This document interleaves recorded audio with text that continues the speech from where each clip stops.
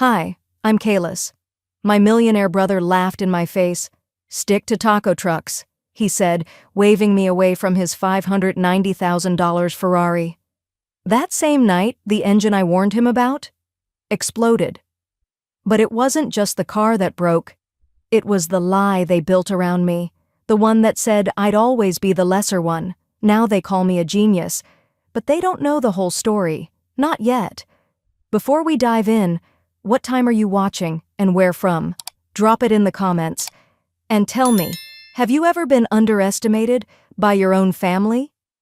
The buzz of a power drill echoed off the metal walls of my garage as I wiped sweat from my brow with the same oil-stained rag I'd kept since I was 16. The tiger print was barely visible now, but it was my father's. It had been his gift to me the day I rebuilt my first transmission. "Every mechanic needs a talisman," he'd said. My shop sat on a patch of cracked concrete in a working-class neighborhood in southeast Houston. No grand signage, just a hand-painted board that read, "Kalis Auto Performance." It wasn't fancy, but it was mine. The garage doors stayed open most days to let in what little breeze we could catch, the smell of gasoline clinging to the humid air like a second skin. I was halfway through fine-tuning an old Honda's timing belt when I heard it, an engine growl no one in this zip code could mistake. That wasn't a pickup or a beat-up Camaro. It was too smooth, too smug. I stood, dusted off my jeans, and stepped outside just in time to see it pull in. A cherry-red Ferrari It 112 Superfast, the kind of machine that didn't belong anywhere near my garage unless it needed saving from an overconfident fool.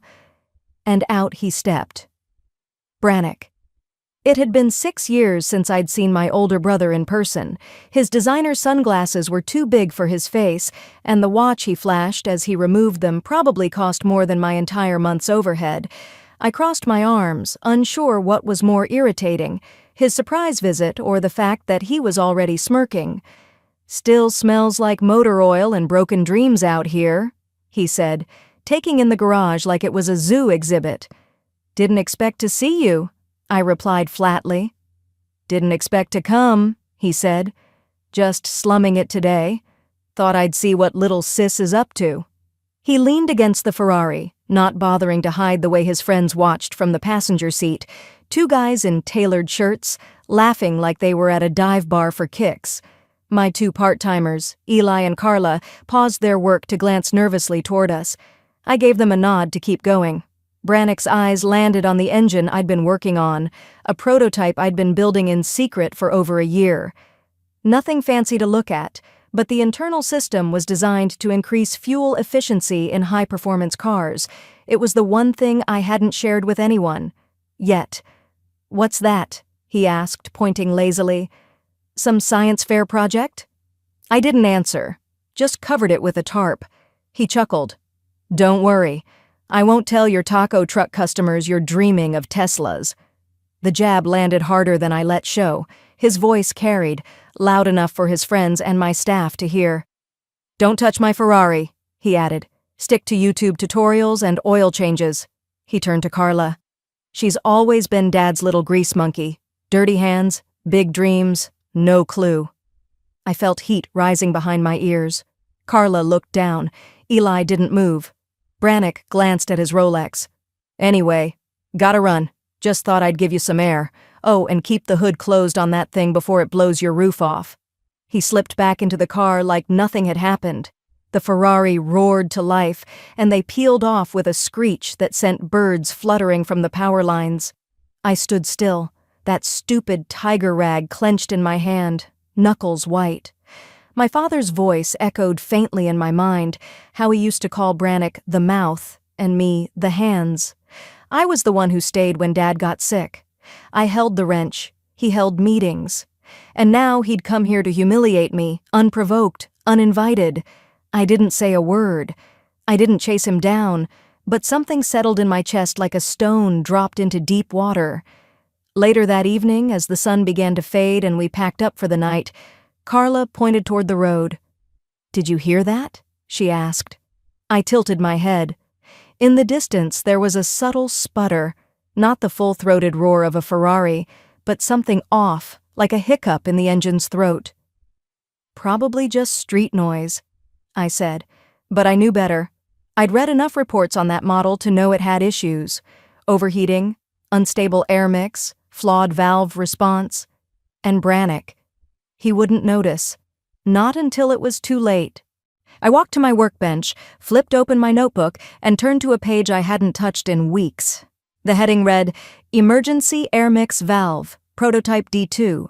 I wrote 3 quick notes under it, then circled the final line twice.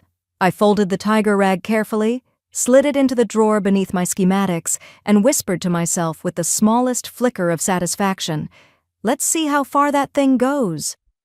I didn't have to touch his Ferrari. It touched fire all on its own.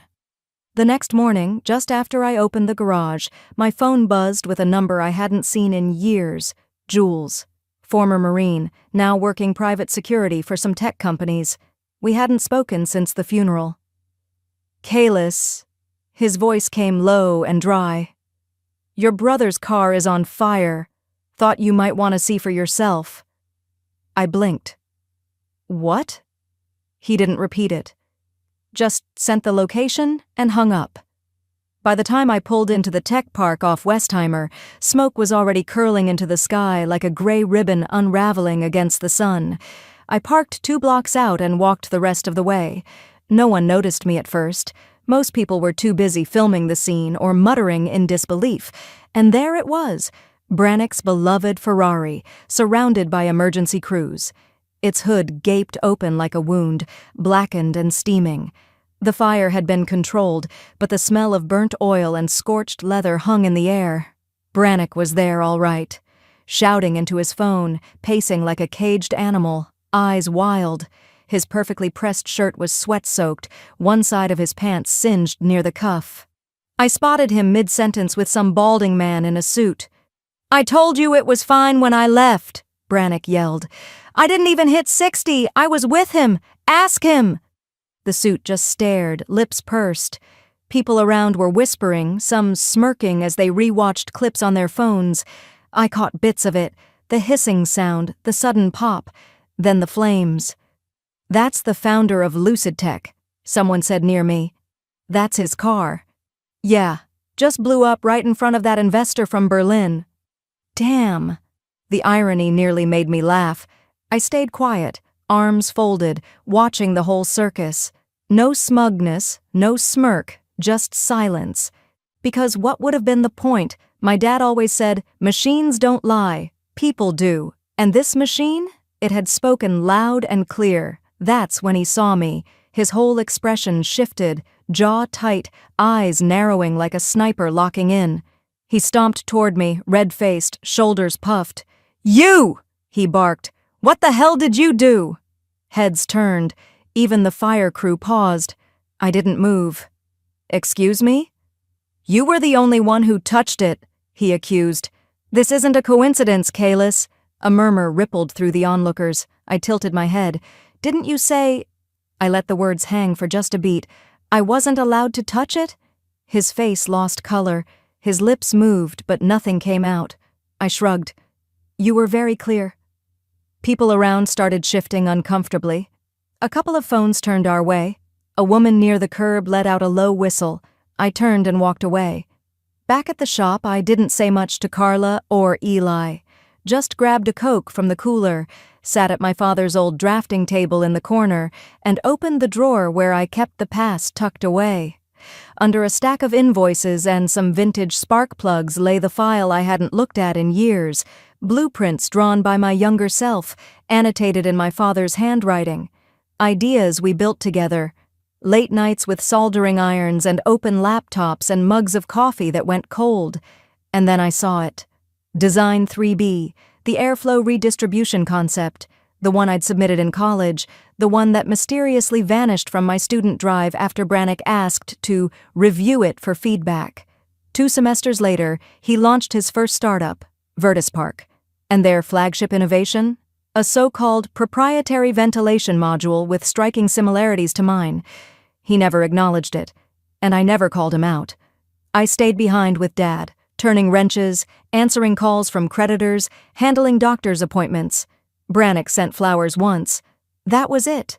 I could still hear Dad's voice from that one night years ago. "You're the one who stayed, Kalis. Don't ever think that makes you less." But in this moment, I wasn't thinking about pride. I was just tired. Tired of being overlooked, talked over, minimized. I looked back at the old blueprints. Some were water-stained, some folded at the corners, but the work still held. I ran my fingers over the pencil lines, the margins filled with my father's notes in block letters. Suddenly, a new thought whispered at the edge of my mind. What if the world finally saw what we built? I turned back to the engine prototype I was working on. The sketch I'd started last week was still clipped to the whiteboard, my rework of the emergency valve. Maybe it was time to stop hiding. It was past 10 when I finally shut off the lights and headed upstairs. The shop had a small loft above, nothing fancy, but it was home. I checked my email one last time before bed, mostly expecting junk, but there it was. A single message with no subject line. Sender, Ferrari R&D Modena.it. The body was short, just one sentence. "We saw what you did. Ferrari R&D Division. Call us." I stared at it for a long time, first in disbelief, then suspicion. I thought maybe it was a joke, until I looked at the area code. Italy. For a few minutes, I just stared at the message. I hadn't even responded when the phone rang. Unknown number, international digits, and a flicker of something I hadn't felt in years. A spark, maybe. I answered. A woman's voice came through, warm but clipped. "This is Raffaella, Ferrari Modena." I said nothing at first, unsure if someone was about to pitch me luxury car insurance or sell me something I didn't want. "We saw the footage from Houston. The engine failure. Your on-site repair. Very elegant." Elegant? I let out a small breath through my nose. That wasn't the word folks around here used for it. Duct tape and grace under pressure, maybe. Not elegant, she continued. "We've been troubleshooting a thermal irregularity for nearly 8 months, but your field maneuver isolated it in seconds." I blinked. "You're saying my little roadside adjustment fixed a problem Ferrari engineers couldn't?"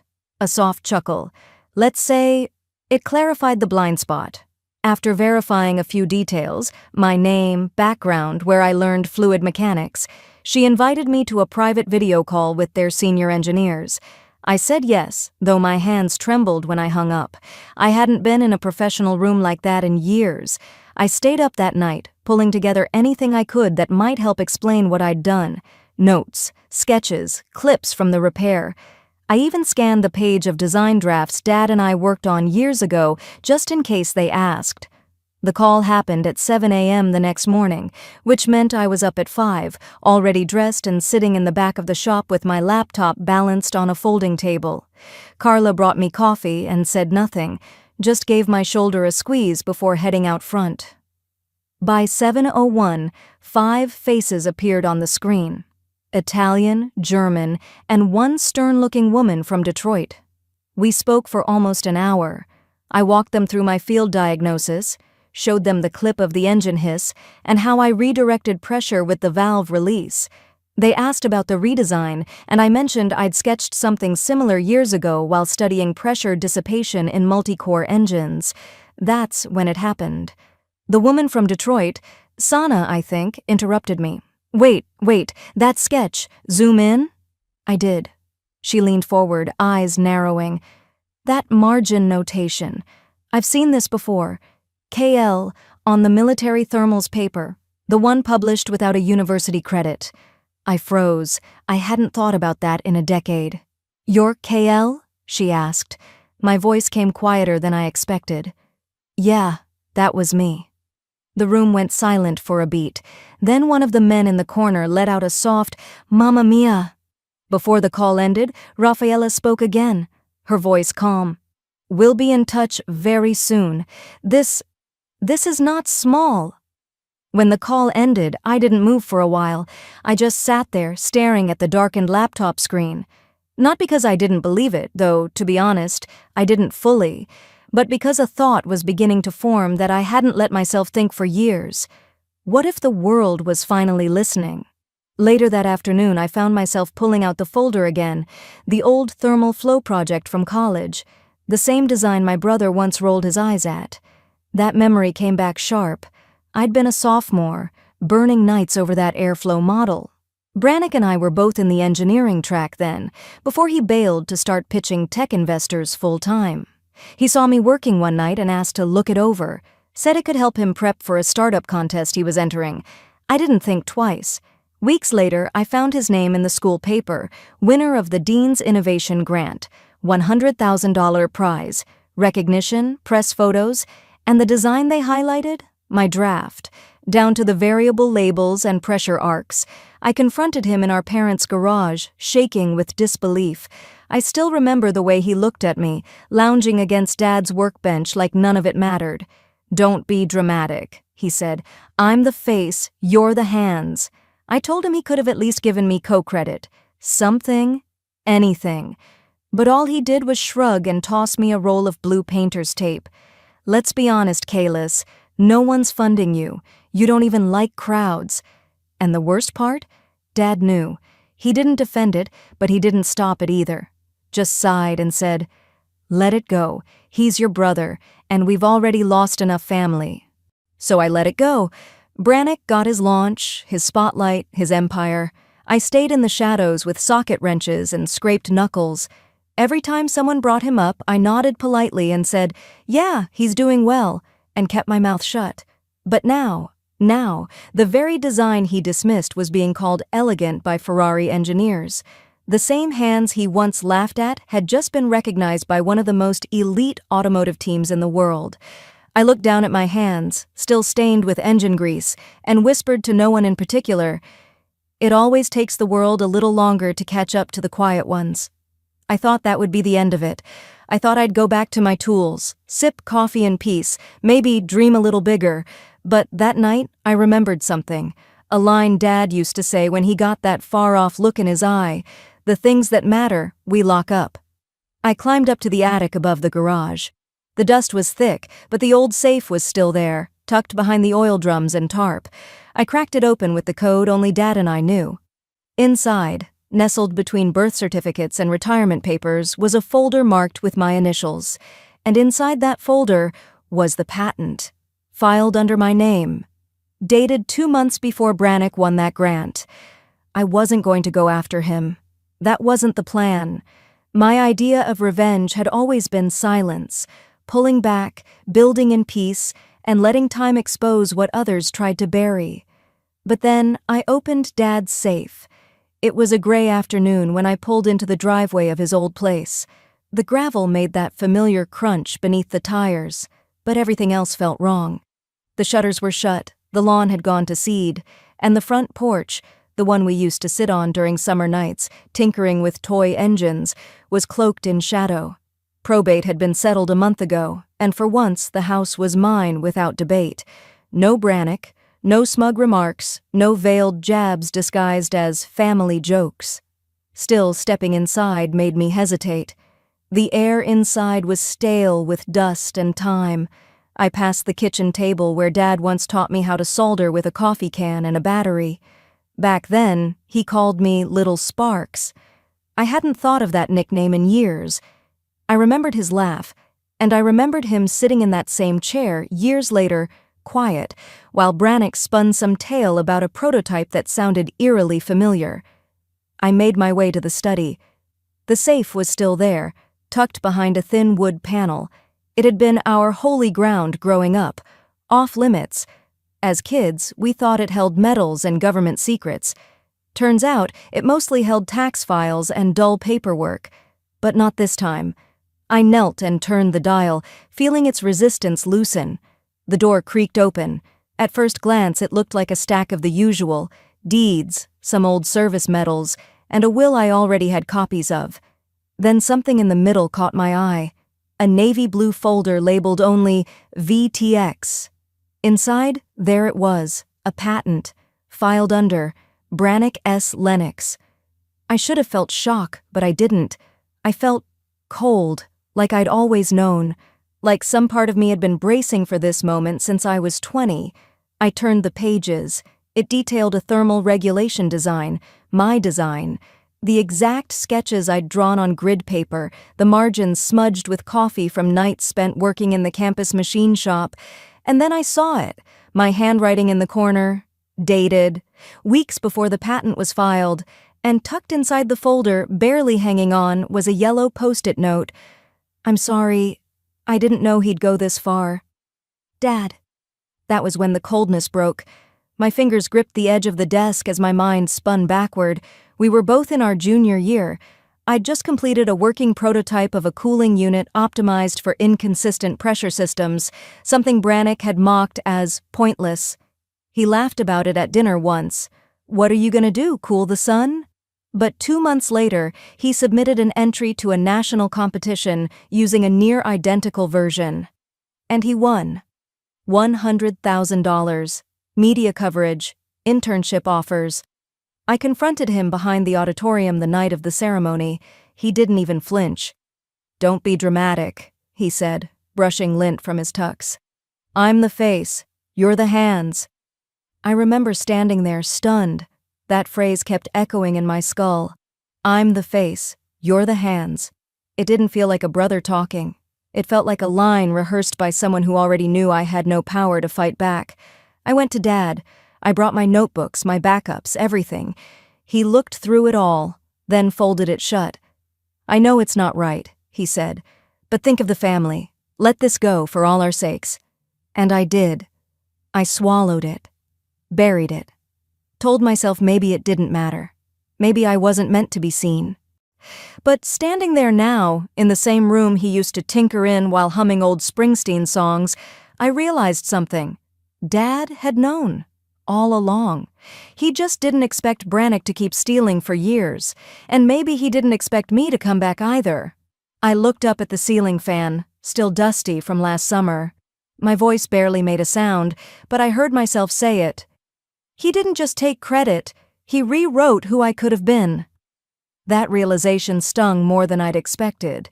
It wasn't just about a design or a dollar figure, it was about a trajectory, who I might have become if I'd been allowed to step into my own light.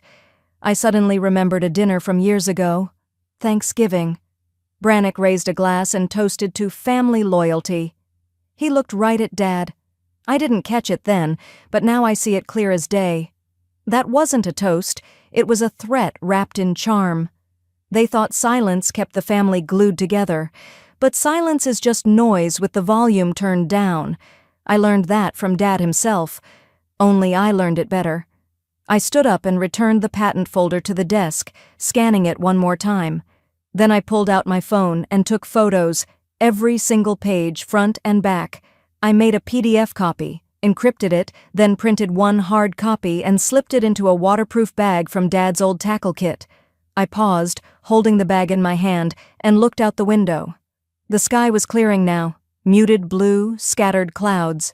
I slid the bag into my purse. "He told me to stay in my lane," I murmured. "I'm paving a new one." I locked the front door behind me and walked down the porch steps with no clear plan, but more resolve than I'd felt in years. The ride back to my workshop was quiet. I didn't turn on the radio, didn't open the windows. The patent copy sat in the passenger seat, zipped in its plastic bag, sealed tight like a wound I couldn't let air out just yet. I got home just before sundown. The old fluorescent light above the garage door flickered to life as I pulled in. I parked, locked up, and walked into the workshop without bothering to change out of my boots. My bench was still cluttered from earlier.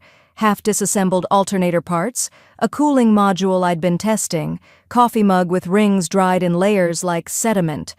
I was just tightening a clamp on the vise when I heard it. "Hey, Kalis, you're on TV!" The shout came from across the fence. Old Mr. Denton, my neighbor who still grilled shirtless in December, he was chuckling, waving toward his living room where the sound of a commercial spilled through the screen door. I frowned, wiping my hands on a rag. "What?" "Channel 7. Big fancy ad. Thought I saw you." That didn't make sense. I walked over slowly, leaving the garage light buzzing behind me.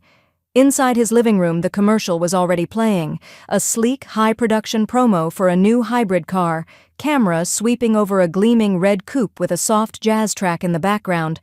And there he was. Brannick, standing beside the car in a tailored blazer, hands folded, face lit with spotlight confidence. I didn't need the volume to hear what he was saying. I'd heard the same tone before, over dinner, in boardrooms, in family barbecues where he always had the last word. "This engine," he said, his voice smooth and rehearsed, "my signature build, represents innovation from the inside out." And right behind him, clear as daylight on a transparent display screen, was a schematic. My schematic. Same slope in the combustion flow, same narrowed band design. I knew every angle. I had sketched it years ago in my old notebook, the one with engine grease fingerprints and a coffee stain that looked like a crescent moon. I didn't say anything, didn't blink. I turned and walked out without a word. I made it 2 steps into my garage before my legs buckled. My hand slapped the side of the workbench, barely catching myself before I slid to the floor. For a few minutes I couldn't breathe right. I just sat there, on the cold concrete, watching dust motes swirl in the light from the open door. That's all I could manage. Then came the memories, the quiet ones. Dad patting Brannick's shoulder after we'd both finished identical air pump kits. "See? Told you he had it in him," he said, like I hadn't been the one who read the manual, who fixed Brannick's reverse tubing, who stayed up soldering parts while they watched football. There was that science fair in junior year. I'd built a power modulator for solar panels, left it shelved when I couldn't get the voltage right. 2 weeks later, Brannick won second place with a refined concept he presented as his own. I remember Mom smiling like Christmas had come early. "He's going to go far," she said, kissing his forehead. No one asked where he got the idea. I whispered into the silence. They never wanted me to be more than a mechanic. And that's all I was ever allowed to be. No, tears came. But not the messy, gasping kind, just hot, tired ones that slid down like they'd been waiting years for their turn. Eventually I stood up. My hands were shaking, but I grabbed my keys again. Not for the car this time, I walked. A long walk down to the main avenue, where my dad's old corporate showroom still sat like a forgotten monument. The building hadn't changed. Gray glass, silver trim, the Lennox engineering sign still fixed above the entrance in fading bronze. The lobby was dimly lit. I paused outside the glass doors, remembering how I used to come here after school. They'd make me wipe down display cases, shine Brannick's old trophies, organize brochures. "Good discipline," Dad would say. I stepped inside. The young guy at the front desk looked up. His badge read, "Kyle, maybe 24, nervous, chewing gum too fast. Can I help you, ma'am?" "I'm Kalis Lennox." His face changed. He knew the name. I thought you were in Europe or something," he said. I tilted my head. "That's the story he tells, huh?" He hesitated, glanced around. "Look, I shouldn't say this, but your sketches? Your name? They were on the archive server 2 years ago. He ordered them scrubbed. Told us they were conceptual hazards. Too risky for the board." That word hit like a slap. Risky? No, not risky. Just threatening. I nodded, turned, and left before Kyle could say anything else. Back in my garage, I pulled out the folder, set the original sketch on the workbench, then opened my laptop and froze the commercial frame showing the diagram behind Brannick. I laid the two side by side. Identical. Down to the pressure annotations. I let my breath settle. Then said it out loud, like a promise carved in steel. "Let's see how he handles risky now." The lights in the garage buzzed faintly as I shut the door behind me, the lock clicking solid in the frame. I stood still for a moment, listening. Just the quiet hum of the overhead bulb and the gentle tick of cooling metal. I peeled off my jacket, tossed it over the stool, and walked to the far wall where I kept the old tarpaulin draped over the shelf nobody else had ever touched. My hand hovered before grabbing the edge. I pulled it off in one slow motion, revealing the engine prototype I'd shelved 5 years ago, my real design, the one I built when I thought maybe, just maybe, they'd see me for what I was. I ran my fingers across the edge of the frame. Some of the parts had rusted, some were still sharp. I didn't flinch when my knuckle grazed a screw and came back with a drop of blood. It felt fitting. "Let's see if the taco truck mechanic still has it," I murmured. I rolled up my sleeves, and then I went to work. The first wrench clanged against the housing like a war drum. I flipped on my father's old radio, the one with the tuning knob that never quite worked. It found a blues station on AM. Same old slide guitar that used to play in our garage on Sundays, back when I thought being overlooked was just part of earning your place. I worked for hours. The floor grew littered with scrap bolts, old designs, retooled clamps. Sparks flew from the welding torch as I refined the build. I didn't check the time, didn't need to eat. The fire in my chest burned hotter than hunger. By dawn, the prototype gleamed like it had just stepped out of a decade of sleep. I took a step back and nodded once. Then I opened my laptop. I scanned in the original sketch, the one with the annotations Brannick had deliberately erased. Underneath it, I typed, "The real mind behind the engine Brannick claims as his." No name, no hashtags, just that one sentence. I posted it anonymously on a private auto engineering forum I used to follow in college. Then I cross-posted it to a subreddit known for car design critiques, and then I waited. Didn't take long. First comment came in 10 minutes. "Hold up, is this real? This is nearly identical to Brannick's launch schematic." Another user chimed in, "Identical? It's copy-paste. Look at the torque layout on page 2. By noon, a YouTuber with over 1 million followers reposted it with a side-by-side comparison and a caption, "This is going to get ugly, and she's not wrong." I didn't smile. I didn't cheer. I just exhaled. It wasn't about the attention. It was about the crack forming in the wall Brannick had built out of polished lies and family pride.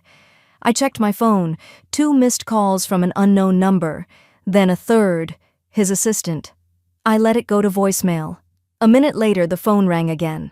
I answered this time, but didn't speak first. Her voice was syrupy, laced with that passive aggression that always dripped from the mouths of people who thought they were untouchable. Well. Kalis, stirring up the internet with old doodles? You really want to go down this road?" I stayed quiet. She went on, "You're seriously picking this fight? No one remembers your name. You're just background noise." I let the silence stretch long enough to make her uncomfortable, then I hit the record button on my second phone. "Funny," I said evenly, "because you just gave me everything I needed." She scoffed. "What? That your bitterness is public now? Have fun with the comment section." Then she hung up. I saved the audio. Labeled the file Brannick Threats on 1 WAV, just in case. Later that evening, I pulled my truck into a spot outside the State Convention Center. The sun had dipped low behind the skyline, leaving everything soaked in amber light. I killed the engine and sat still for a long time, staring at the crowd moving inside. It was the big reveal, Brannick's golden moment. He was debuting the next-gen Ferrari concept built on the engine he'd paraded as his own, but I wasn't going in as a guest this time. In the back seat of my truck sat a weathered manila folder bound in a red ribbon I hadn't touched in years. Inside, the original non-disclosure agreement from 5 years ago, signed by Brannick, signed by me, and clearly dated 6 months before the engine ever had his name on it. I looked at the venue one last time, the banners, the spotlights. Then I picked up my phone and queued up the press contacts I'd built over the years. Auto journalists, legal bloggers, a few old engineering classmates now running tech ethics pages. And just before I hit send, I whispered to myself, the moment he walked on stage, I pressed send, and everything started crumbling. The moment the email blasted out, I felt it, like cracking the lid off something that had been steaming too long. My hands trembled slightly, not with fear, but with the kind of focus you get when there's no going back. I set my phone down on the center console, just as the crowd inside the convention center began cheering. The audio was live streaming through my truck's speakers. Brannick had taken the stage. And today, his voice boomed with that familiar polished arrogance, we unveil not just a machine, but a legacy of innovation. One I'm proud to stand behind. The applause surged, but it didn't last long. About 30 seconds later, my inbox began pinging with subject lines like, "Is this the real designer?" "Anonymous post disrupts Ferrari launch." "Brannick's blueprint debunked?" I allowed myself one deep breath, and then the feed inside the truck glitched, cutting away from Brannick's speech momentarily before jumping to a pre-recorded video. The screen brightened. It showed a blurry figure, short, brunette, hoodie pulled tight, walking into a storage unit. They moved quickly, looking over their shoulder, grabbing a set of tools from the wall.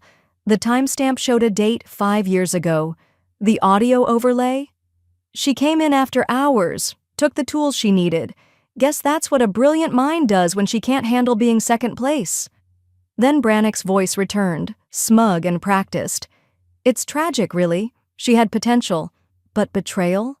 That's not genius. That's desperation." The feed cut again. I blinked.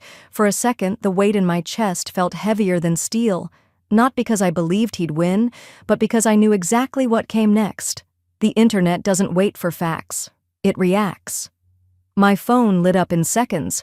Unknown numbers, notifications pouring in, texts from old classmates, reporters, co-workers I hadn't spoken to in years. One read, "Is it true?" Another, "They're calling you a thief, Kalis. Say something." Then the more hostile ones began. "Fraud. Typical. Always playing victim. Go back to fixing taco trucks." I stared at the screen for a long beat. Then I sat up straighter. He wanted a fire? Good. I'd give him a blaze he couldn't put out. Back at the garage by dusk, I opened my laptop, clicked through my files, pulled up the raw audio of his assistant's call.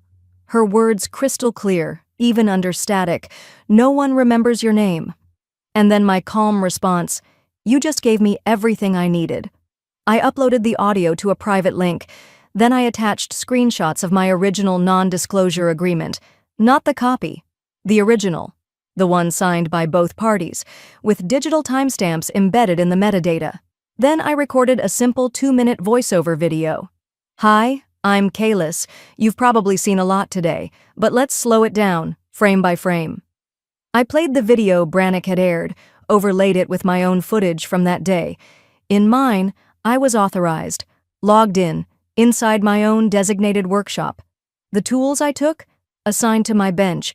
I showed the inventory tag logs, then I cut to a screen that simply said, "Ask yourself, who needs to fake a crime when the truth is already enough to bury them?" By nightfall, it was everywhere. A car influencer with a massive following reposted my takedown with the caption, "This woman just dismantled Brannick's entire lie in under 60 seconds. Respect."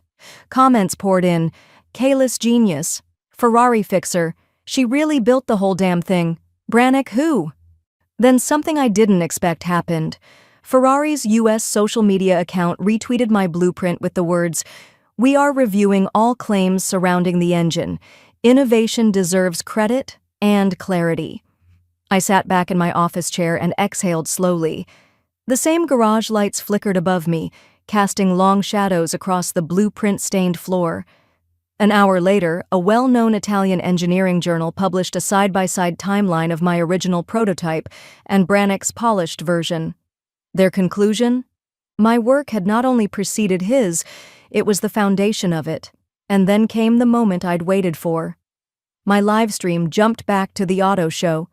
Brannick was mid-sentence when someone, probably a producer, rushed on stage, whispered something in his ear. His face paled, the feed cut. Just like that. But backstage, someone with a phone caught what happened next. He threw a water bottle against the wall and screamed, "She was supposed to disappear!" The clip made its way to Twitter. It went viral. I didn't cheer, I didn't smile. I just stood up, walked to the back of my garage, and pulled the old wrench off the pegboard. The same one I held the day I rebuilt my first truck beside my father. The same one I kept even after they took my title, my office, my voice.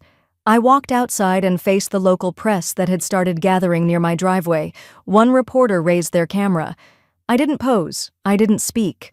I just held the wrench up high, against the soft orange sky, like a flag, like truth, like memory forged in steel. The caption underneath the photo? From taco trucks to titanium truth. But I knew Brannick wasn't done, and neither was I, and this time, I chose the battlefield. I didn't flinch when the knock came. It was barely past 6. Morning air still held the hush of last night's storm. Through the peephole, a man in a blazer, tired eyes, legal folder in hand. "Kalis Rowe?" I nodded. "You've been served." He didn't wait for questions, just turned and left. I closed the door quietly, read through the document standing right there by the threshold. Emergency injunction, filed by Brannick's legal team, alleging industrial sabotage, brand defamation, and theft of proprietary systems. They were reaching. Desperate. They called me a thief again, this time with court seals. I placed the folder on the kitchen table, made coffee, and sat down. The room was quiet, but inside, I was far from still. I knew he'd do this. He couldn't beat me with invention or truth, so he'd go for the hammer, legal, public, loud. What he didn't know was that I'd been preparing for this kind of strike since before he ever smirked on a stage. By 9:30, I walked into Brannick Motors headquarters, not with a legal team, not with press, just me, wearing a plain blue shirt, hair tied back, a quiet storm. At the security desk, the woman behind the glass swallowed hard when she saw me. We weren't told you'd be coming." I smiled gently. "I know, but the conference room on the 10th floor is booked under my name, right?" She checked, froze, then nodded. "Yes, it is." "Great, let them know Kalis Rowe has arrived." I took the elevator up. Calm. The floor numbers blinked by. 10 years of history rising with each one. When the doors opened, Brannick was already seated, alongside his attorney, a few board members, and someone I hadn't seen in years, Ferrari's former innovation liaison, Lorenzo Cara. His eyes widened when he saw me.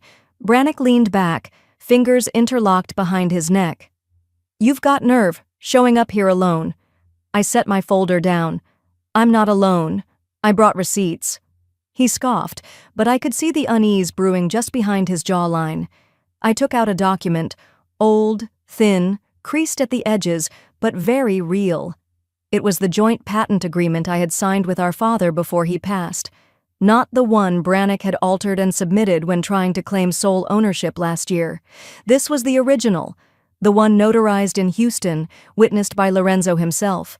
I handed a copy to each person at the table. "There's a clause," I said calmly, "on page 3, subheading 7. They flipped pages. One board member's brows shot up. She read aloud, voice wobbling just slightly. "In the event that the co-inventor, specifically Kalis Rowe, is publicly defamed by any executive member of the company, all intellectual property, physical designs, and implementation rights revert solely to her name, with immediate effect." Silence followed. Brannick's attorney stammered, "This clause, it wasn't in the document we reviewed." "Because you reviewed the version he modified," I replied. Lorenzo leaned forward. "I was there when they signed. I can confirm this version is authentic." Brannick's CFO sat back, stunned. "This changes everything." Panic rippled through the room. I stood. "You wanted court? Let's go. But I should let you know. This document's already been filed with Ferrari's corporate archives and the U.S. Patent Office this morning." Brannick stood abruptly. "You can't just—" "I already did." He slammed a fist on the table. "You're going to regret this." "No," I said, meeting his eyes evenly. "You regret it already. You just haven't said it out loud." An hour later, I was back in the main lobby. I set up a small live stream on a folding stand near the company's emblem wall, camera on, voice steady. "To everyone who asked if I stole someone's idea, here's your answer." I held up the original patent again, clear, simple, legal. I will be licensing my design independently under my own name. No more middlemen, no more brothers speaking over my work. Right then, my laptop pinged. A Zoom invite popped up. It was Ferrari's head of North American development. The screen came alive beside me. The woman nodded professionally. We've reviewed Ms. Rowe's submission. Her design will go into our next-generation prototype. Ferrari is proud to work directly with the original creator. The stream chat lit up. Cheers, applause emojis, and one message that stuck with me. She did it without rage, just truth. Security personnel entered from the back, quiet but clear in their intentions. Brannick, red-faced and pacing, was led through a side door. Cameras caught it. It was already on social media by the time I stepped away from the stream. I didn't stay to watch him leave. I turned instead toward the hallway leading to the old executive wing. It was nearly empty now. They'd remodeled most of the offices. But one thing still hung by the stairwell, an old photo in a thick wooden frame. Me and Brannick as kids, greasy hands, wide grins, crouched beside our dad's first custom frame on wheels. I must have been 10. He looked proud then. I looked at that photo for a long time, not with anger, just memory. He forgot what this was about, I murmured. Then I touched the corner of the frame lightly. I didn't. I stepped out into the sunlight. The breeze caught my hair. My phone buzzed again, but I ignored it. For once, the silence felt right. I didn't want revenge. I wanted peace. But sometimes, you can't have both. I stepped outside the building as the sun began to lower behind the Tucson mountains, the air warm but soft against my skin. The final hearing was over. Brannick's silence in the courtroom had been louder than anything he ever shouted.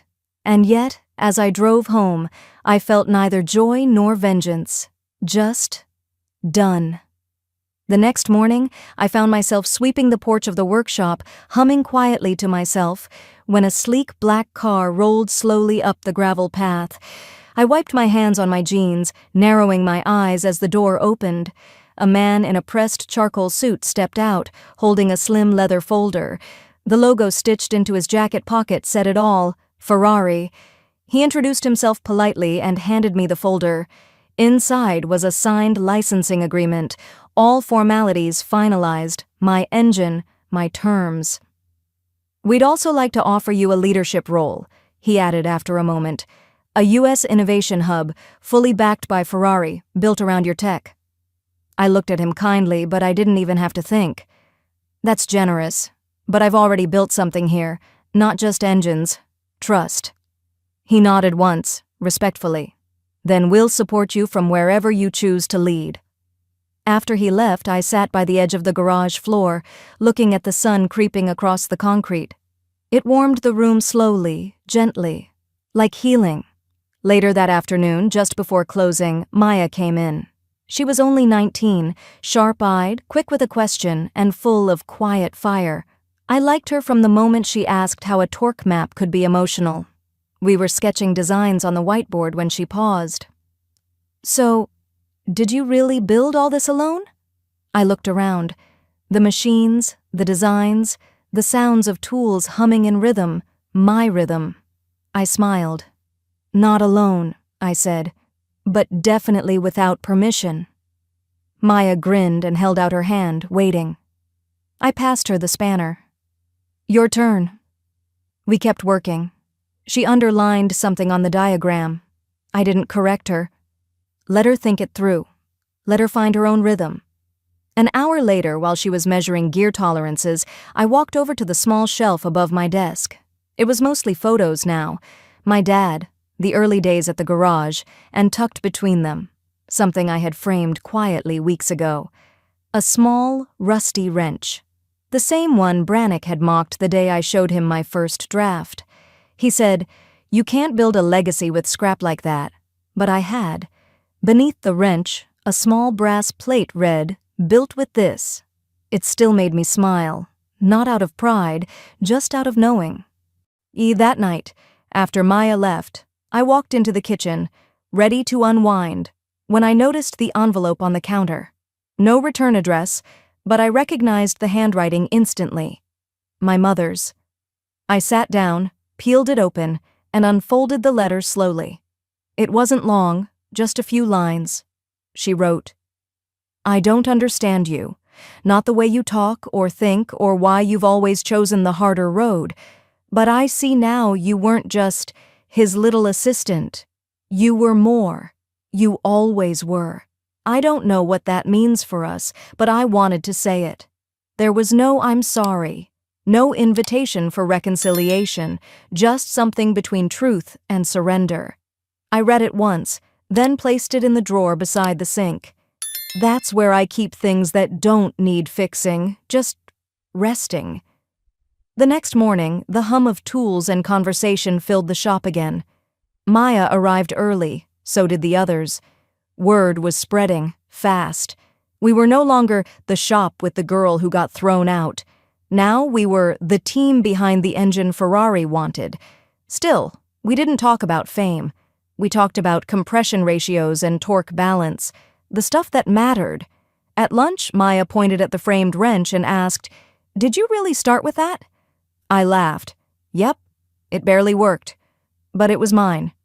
She smiled thoughtfully, then said, "Some people build empires just to crush others." I nodded, finishing her thought. I built mine to lift someone. And I meant it. Later that evening, when the shop lights dimmed and everyone had gone, I sat for a moment in the quiet. Let it all sink in. The victories, the betrayals, the soft steps back toward peace. I didn't forgive everyone. Not yet. Maybe not ever. But I was healing. And that's more than I ever thought I'd say out loud. Have you ever been told you weren't enough, then proved them wrong in silence? Tell me in the comments. I read everyone.